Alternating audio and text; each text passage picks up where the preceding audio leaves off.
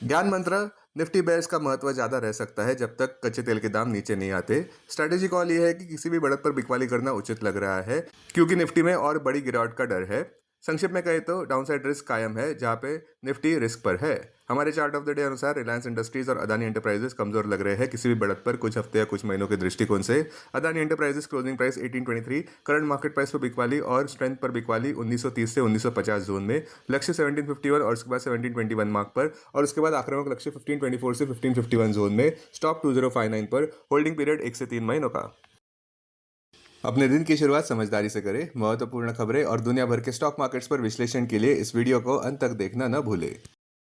Market trends. Global cues negative. शुक्रवार के bearish session में विदेशी संस्थागत निवेशकों ने 4,367 करोड़ रुपए के शेयर्स बेचे जबकि घरेलू संस्थागत निवेशकों ने 3,566 करोड़ रुपए के शेयर्स खरीदे। आज निफ्टी के लिए सेंटिमेंट्स प्रिकेरियस रहने का अंदाजा है। मार्केट ब्रेथ भी नेगेटिव रह सकती है। निफ्टी के टेक्निकल्स बड़े कंसोलिडेशन की ओर इशारा कर रहे हैं वोलेटाइल ट्रेडिंग एनवायरनमेंट के चलते। मार्च महीने के ऑप्शंस डेटा अनुसार निफ्टी की नियर टर्म ट्रेडिंग रेंज 22,000 से 24,000 के बीच हो सकती है। इंडिया विक्स जो फेयर इंडेक्स है वो 24.80 लेवल्स पर ऊपर बढ़ गया। लास्ट चेक पर यूएसडी आईएनआर भी 95.09 लेवल पर काफी ऊपर थे।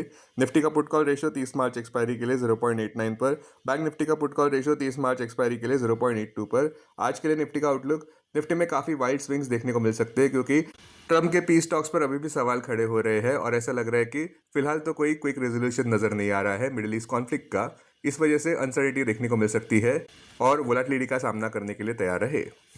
अब टेक्निकली अगर देखें तो निफ्टी क्लोजिंग प्राइस 22,820, सबसे बड़ा सपोर्ट निफ्टी के लिए 22,471 मार्क पर क्लोजिंग बेसिस अनुसार। इमीडिएट रेजिस्टेंस 23,186 मार्क पर। आज की ट्रेडिंग रेंज 22,500 से 23,100 के बीच हो सकती है।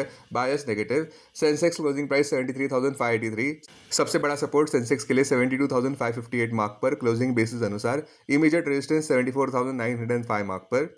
आज की ट्रेडिंग रेंज 72,500 से 74,000 के बीच हो सकती है। Bias negative. Bank Nifty closing price 52,275, सबसे बड़ा सपोर्ट बैंक निफ्टी के लिए 51,000 मार्क पर, सबसे बड़ा रेजिस्टेंस 54,146 मार्क पर। बैंक निफ्टी के आज की ट्रेडिंग रेंज 51,000 से 52,700 के बीच हो सकती है। Bias negative.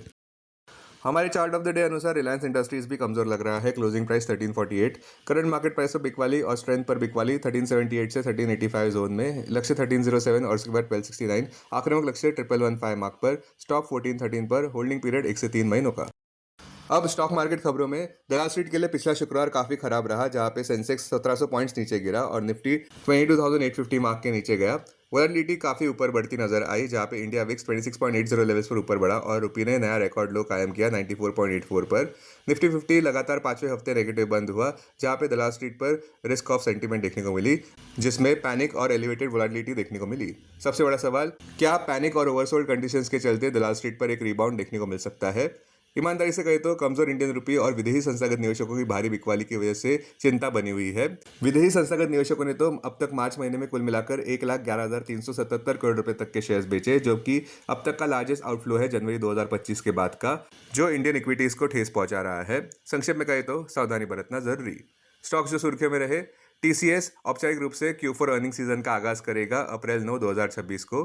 कोल इंडिया की बात करें तो वो लगभग ऊपर बढ़ता नजर आया जहां पे कंपनी ने कहा कि वे 8 नए कोकिंग कोल वॉशरीज इस्टेब्लिश करना चाहते हैं जिसका एस्टिमेटेड टोटल कैपिटल आउटले होता है ₹3,300 करोड़ का। बायोकॉन 2.23% नीचे गिरता नजर आया जहां कंपनी में टॉप लेवल लीडरशिप चेंजेस देखने को मिले जिसमें श्रीहस तांबे अपॉइंट किए गए हैं सीईओ और एमडी अप्रैल 1 से, और सिद्धार्थ मित्तल को वे रिप्लेस करेंगे। केदार उपाध्याय नेम किए गए हैं सीएफओ।